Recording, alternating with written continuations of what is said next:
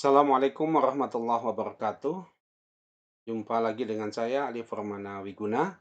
Kita akan mempelajari tentang ilmu mawaris ya pada semester genap ini kepada siswa-siswi kelas 12 agama 1, 2, dan 3. Bagian pertama yang akan kita bahas adalah tentang anggapan-anggapan keliru tentang harta warisan.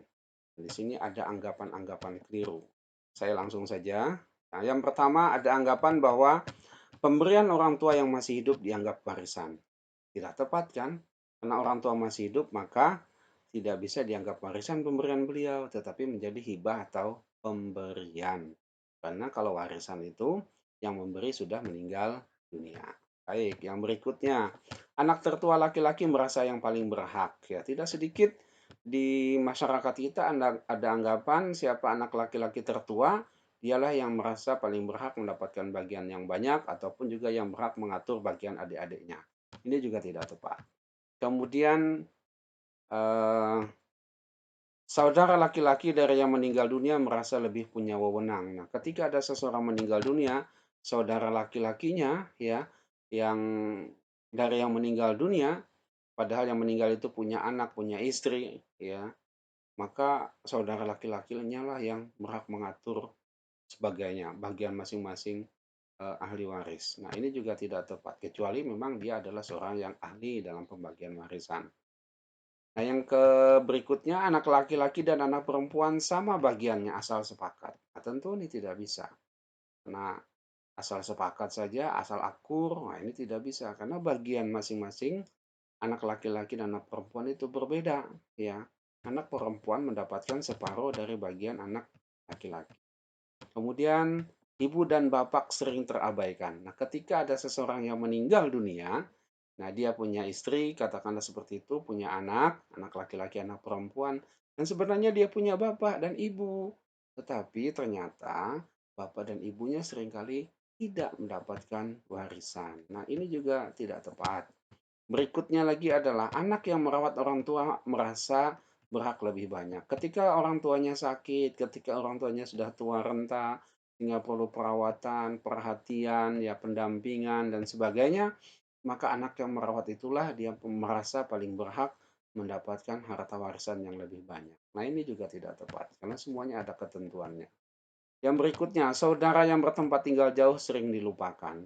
Karena dianggap dia jauh, dia selama ini tidak peduli, orang tuanya sakit, orang tuanya sudah tua, dia tidak bisa memberikan bantuan, tidak bisa mendampingi dan sebagainya, sehingga dianggap oh dia tidak usah mendapatkan warisan.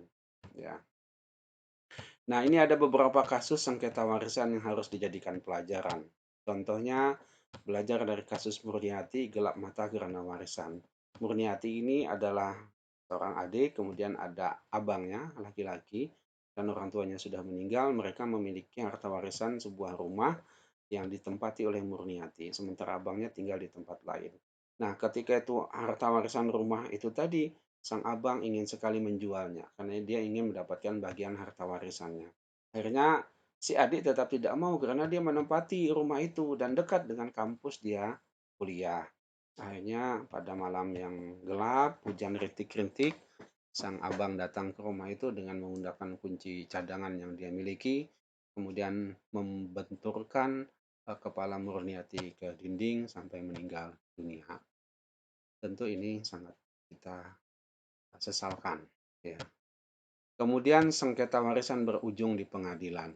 Ada dua kakak beradik, ya, mereka orang tuanya sudah meninggal, kemudian ada harta warisan, ternyata terjadi perselisihan atau persengketaan tentang bagian harta warisan. Akhirnya mereka mengadu ke pengadilan. Nah, tentu sebenarnya ini tidak perlu kalau masing-masing pihak memahami bagian hak ya, bagian masing-masing ahli waris, kemudian dibagi sesuai dengan aturan yang ditentukan. Baik, saudara sekalian, kita lanjutkan. Di bagian berikutnya adalah tentang pembagian harta warisan di zaman jahiliyah. Ini tentu kita perlu juga, jangan sampai kita mengulang bagaimana di zaman jahiliyah itu. Satu di zaman jahiliyah karena nasab yang diartikan anak laki-laki dewasa. Jadi nasabnya adalah anak laki-laki dewasa saja. yang dia memang mampu memanggul senjata dan melindungi keluarganya. Sementara keturunan yang lemah, misalnya anak laki-laki tapi masih kecil, atau juga anak perempuan ya yang dia lemah, dia tidak bisa memanggul senjata, termasuk juga istri, maka dia tidak mendapatkan warisan. Kemudian anak angkat, ya ini pengangkatan anak laki-laki oleh orang lain ya, oleh oleh seseorang untuk kemudian dianggap secara de facto, secara nyata diakui maupun secara de jure. De jure ini adalah secara hukum ya, misalnya kalau kita saat ini ada aktanya lalu diakui sebagai anaknya di akta kelahirannya, maka si anak angkat ini berhak mendapatkan harta warisan layaknya anak kandung. Nah, ini tidak tepat karena walau bagaimanapun anak angkat adalah bukan anak kandung. Dia anak orang lain. Maka dia tidak bisa mendapatkan warisan. Kemudian perjanjian dan atau sumpah setia ya. Al-ahdu wal hilf. Dalam mana seseorang berjanji seraya bersumpah dengan mengatakan kepada yang lain bahwa darahku adalah darahmu dan kehancuranku adalah kehancuranmu. Karenanya kamu berhak mewarisi aku dan aku pun berhak mewarisi kamu. Jadi ada dua orang laki-laki, mereka saling mengucapkan sumpah seperti itu. Kemudian malah kalau sudah diucapkan, lalu salah satu dari dua orang yang bersumpah atau berjanji setia ini meninggal, maka yang masih hiduplah yang menjadi ahli warisnya. Sehingga keluarga dekatnya yang lain terabaikan. Nah, inilah dalam hukum Islam ya, dalam apa namanya pembagian warisan di zaman jahiliyah yang jauh dari hukum Islam. Sehingga anak perempuan pun tidak mendapatkan warisan karena dia dianggap sebagai keturunan yang lemah.